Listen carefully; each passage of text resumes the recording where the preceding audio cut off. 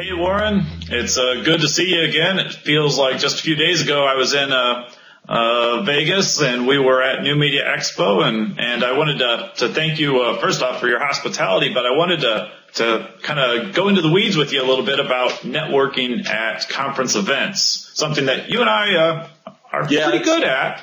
It's something that I end up talking about. Well, you and I met at a forerunner to that NMX event years ago, so we know it works. And, coming up here, I'm just getting ready to go to Affiliate Summit, where the meat market and just the atmosphere there is the best for networking of any show. I was busy networking and got called off to a meeting during NMX, and you went to their version of it. To the speed let's talk about that. Let's talk about their speed dating idea, and then follow up with what we think works the best. So you went to speed dating. Sure. How'd that come out? Well, it went pretty well for me. Although speed dating was new to New Media Expo, they hadn't done that type of event before.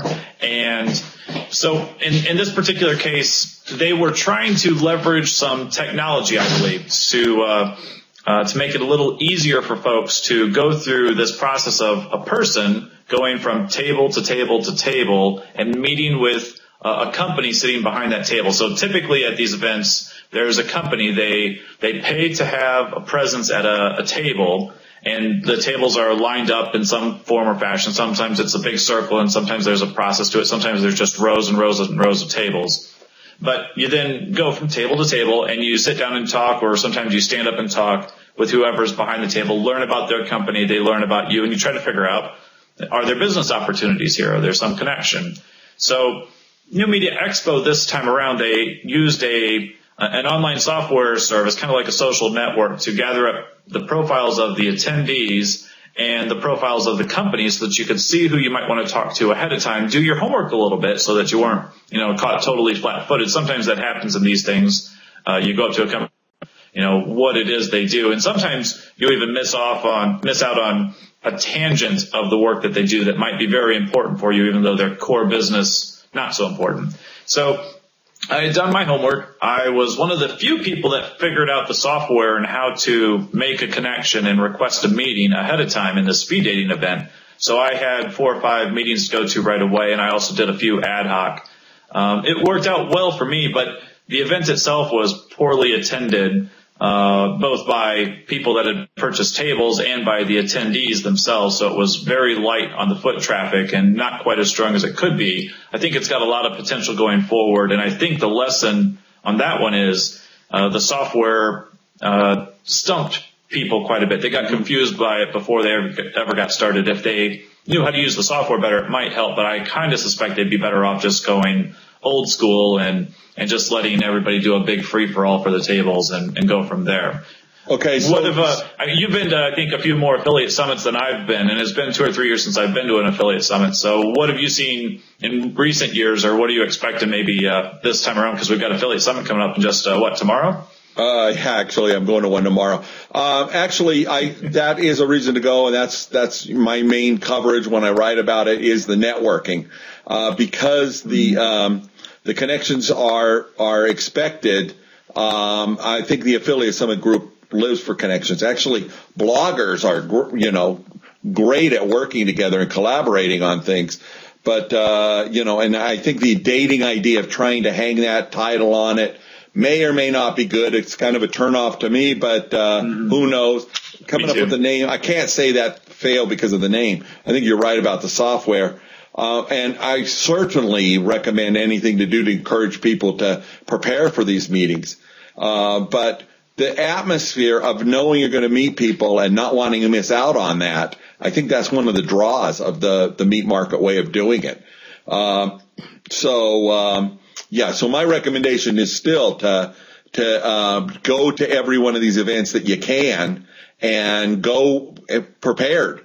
Find out who the speakers are that you want to see and plan on meeting, if not meeting the speakers, meeting the companies. Just at an exhibit hall, you can walk around and learn a lot. In between those two, I went to the Consumer Electronics Show, a huge huge thing. And I went, multiple days, and, I've been going for years to these things, and I can get bored at a show really quickly, especially if I'm not talking to anybody. And I just experienced a day where I walked through a show all day long, saw some wonderful things, was thinking about meeting up with somebody at the end of the show. And as I'm sitting watching the last presentation that I watched, I got the idea, I'm not really talking to anybody or doing anything today. I might as well go home. Big advantage of living in Las Vegas. And I think the difference there is there was just no activity. I spent another day trailing Robert Scoble around the technology show. Oh, you can't hardly keep up. And he was just going back to places that he'd already been. And that's important at a trade show. Going back and following up makes that a huge second impression. A lot of times it makes, it helps cement that impression of, oh yeah, we met, we know each other, because when you're in the moment, you get to know the person, but a day goes by and 1,000 people walk in and out of that booth, and it's really easy to forget the people that you had good conversations with. Well, the interesting thing was we met the CEO of an Israeli startup in a hotel suite where there was perhaps, 10 employees and a like number of people visiting the booth. And we were at that point an entourage of 4. Robert attracts a crowd everywhere, and that crowd went up and down through the day. It was a fascinating day. But as we got into as we got our entourage in there, we got lots of attention because we were with him and some good conversations. But, it wasn't the same thing as having known what it was there. I was there to talk about them. And of course, I left when the entourage did, not when I wanted to. Now let's go back to Meat Market. I'm going to go through the people that I can find that I know will be there, read up on them and have a reason to talk to them. I know what I'm looking for. I know I can talk to them about my aim, what I'm up to. And I know there's that atmosphere of networking.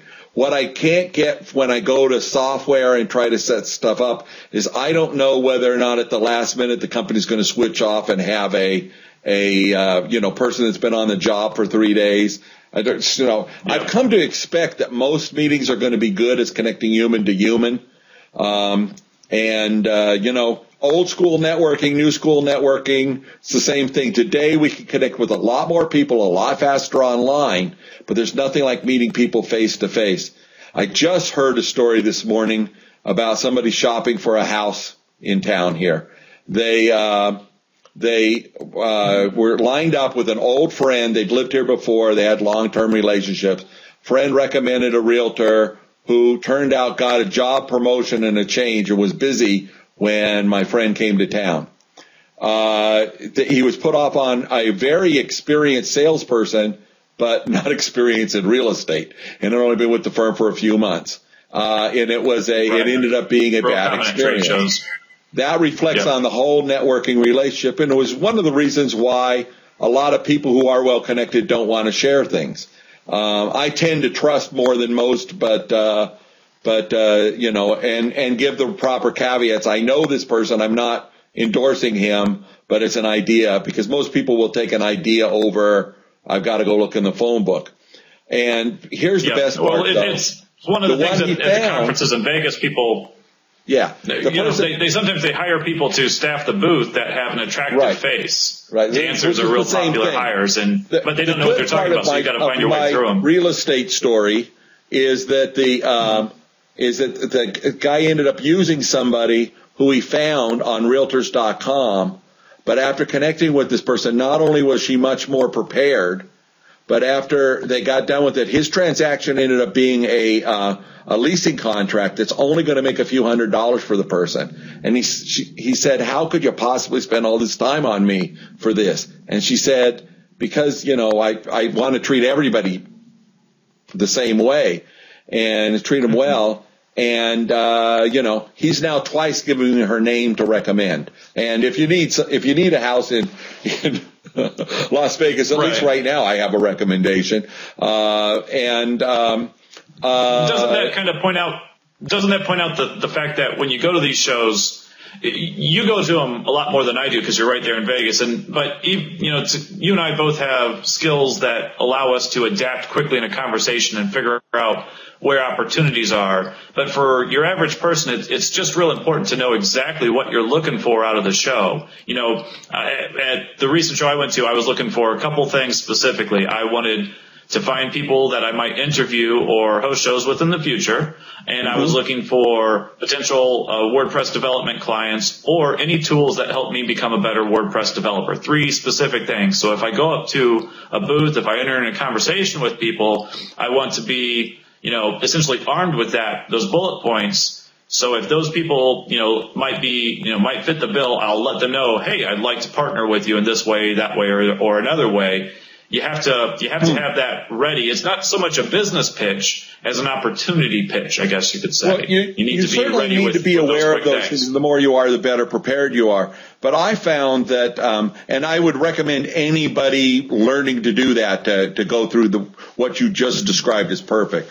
But I was in town for the show where I met you for completely unrelated reasons to going to the show. And I just went to the show because it was the nearby show and something to do. I went to a luncheon because I didn't have anything to do during the lunchtime and didn't see any reason to go off site and find something to eat. And I was randomly set down next to you, and I had no agenda, and we got to know you first. That wouldn't have happened if I'd asked, I'm trying to think back what I was doing at the time. If I'd asked those questions at all, we wouldn't be friends today. And that's the same, on the flip side, what often happens at a trade show is that person that they bring in for the week knows that they need to get, I've heard a story about a $40 million booth being put forth, and the staff there and everything was because they wanted to impress one guy on $1 billion deal. Everything else that happened in the booth didn't matter because they knew that, Mr. X was coming in, and the main thing they were training staff on was whether or not to recognize Mr. X. So if you weren't Mr. X, you were more or less just fodder, so the booth would be busy when Mr. X came in. And that may be true in the giant corporations. It's not true for me. What I see is I get talking to the girl standing at the front of the booth. I go through in my head what value that connection can be, and I quickly move on. At the same time, once you get into talking to somebody who's interested in the industry, you don't know where that's going to lead, because some of the best connections I've ever had came from, in fact, I'd say all the best connections tend to be from, maybe there's an exception, but they tend to come from the serendipity of the connection that's a friend of a friend. And that can't happen if you're so tight in saying, like, I'm going to go to each booth and hand out my flyer. That's not what you want to do. If you need ads for the current website you're working on and you come to Meat Market, go to every merchant that's there with a table, you're not going to win. If you may get what you need for the transaction, but you're leaving 100 times as much opportunity on the table, and you're doing just as much work. So, and I'll tell you, this way is a lot more fun.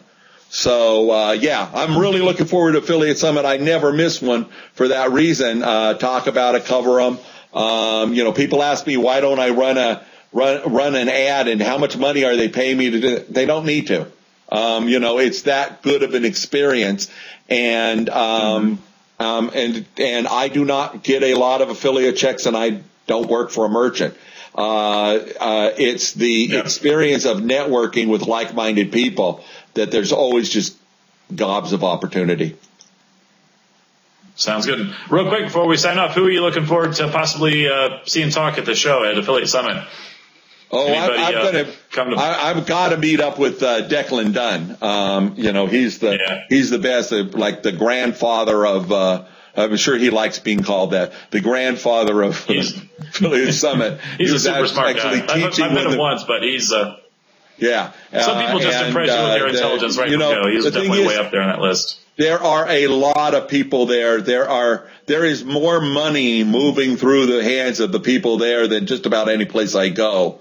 The major corporations, the mega big corporations of the world, or Fortune 500, aren't well represented there. But when you get outside of that, the money flow for anybody who is trying to work with online properties and monetize them right, it's there. If you haven't found it, hey, come up to me at Affiliate Summit and ask. I'll point you in the direction of somebody that you ought to know. Looking forward to meeting you all.